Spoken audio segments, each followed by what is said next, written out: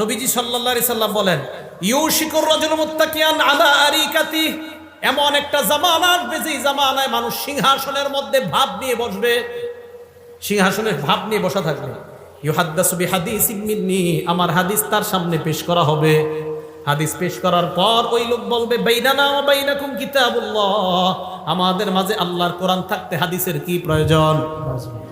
কোরআন থাকতে হাদিসের এইটা বলার জন্য আমি এতগুলা কথা বলছি। নবীজি আমাদেরকে যা দিবে আমরা গ্রহণ করবো, ওয়াদা করছি। এখন হাদিস কে দিছে? আরে হাদিস কে দিছে? নবীজি। আমাদেরকে হাদিসগুলো কে দিয়েছেন?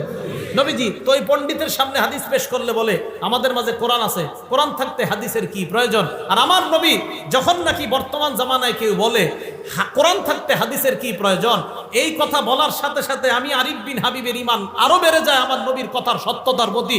কারণ নবী 1500 বছর আগে বলছে, তোমার মতো মূর্খের যে আরিফ আর